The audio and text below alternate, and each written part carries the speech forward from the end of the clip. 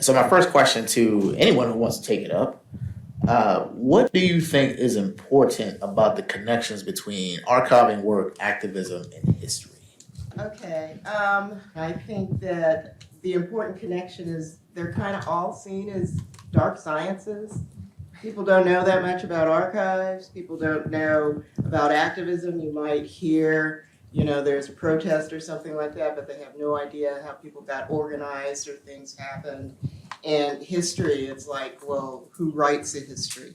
People don't understand that if you do not put your story into the archive, it does not exist from your words for future people to understand it and read it. So to me, the connection is that it's all kind of underground, and we are working to bring that above ground and let people understand the importance of all. And kind of similar to what Leah just said, that I do agree that all three are like underground, and we kind of need to, as archivists and cultural heritage managers or memory workers, we have to do our best to kind of bring these stories out. But to answer the question more directly, I think like all three are like interlocked. I feel like for what we do specifically, like we have the organizers doing this important work, changing what they want to see in the world, but it takes us archivists and us memory workers to kind of like document their steps, document their footprints, and the work they've been doing for however long. And with that work that we do and the work that they've been doing, then we can get history, change narratives about what we believe to be true and what we, and how the work that they've done in the past can enlighten and brighten the future that these orgs want to kind of bring to light. Yeah, I just wanted to say that this entire project, our stories, our terms, is a reflection of the need and the desire to create a playbook for movement work.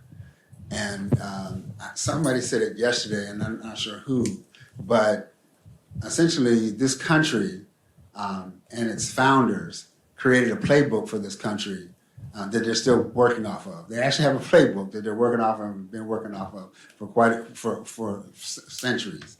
And I don't think that Black folks have a playbook.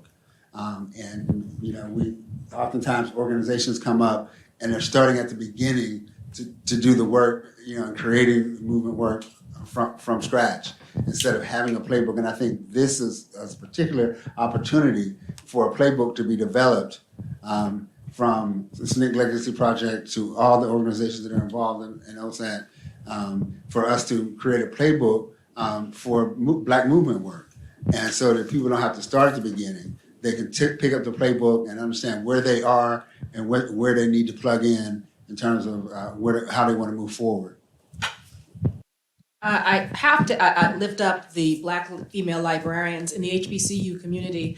African American librarians were principally the vanguard of all of this. So that is a level of activism in and of itself, because they principally traffic in books. However, they understood the wealth of knowledge transcended books to also include the manuscript collections, photographs, ephemera, and other printed materials that really chronicle the life of a person or an organization. So in the HBCU, well, this is not new to us, nor has it been something that's very, very foreign to us. What has happened, though, and I guess I'll be a little bigoted, I came out of the public history background. I didn't come out of a library background. So historians think differently than librarians do. So I'm kind of like a hybrid of some sort, where I have a foot in both worlds in terms of understanding what information means, but as a historian, seeing the way in which it's manipulated a bit differently. So towards that end, I think librarians in the modern sense are far more clinical or scientific and not so much qualitative in terms of what does this mean in a larger sense of community. Not to say that librarians are not doing community work. Please don't misinterpret what I'm saying. But the way in which the historian archivist thinks versus the librarian trained archivist is going to be a little different. And I think for the African American community in particular, as a subset, we need more of that hybrid brain to understand the relevance of those two worlds coming together, and not this kind of hierarchical world in which it's us, the Ivy League or college educated, quote, helping the lesser, and really kind of seeing ourselves in community and conversation. And that's what needs to happen. I think as the iceberg of higher ed shrinks, we're all going to find ourselves wearing multiple hats in the smaller world that's coming in terms of information accuracy, decreasing misinformation, and not saying that Google is the solution to everything or ChatGPT can write an essay. So we're really going to have to think about the veracity of the data, and the information, the cultural heritage and stewardship, not just as African Americans, but as human beings on the planet, because it's really happening globally, the mass disinformation that's happening.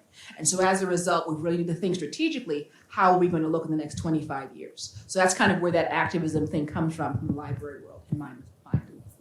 Yeah, and I can just say quickly that I think it's something that we've all kind of centered ourselves around, is the fact that without this connection, our activists start where the activists before us started, when in fact, we should be starting where they ended. So that's the biggest connection for us, especially as we are activists, archivists. I don't want to have to do what Bob Moses did. I need to take what Bob Moses did and evolve it to the modern day. And we've had the experience in which the first half of our protests and all these things weren't as effective because we were just reinventing wheels and not creating cars.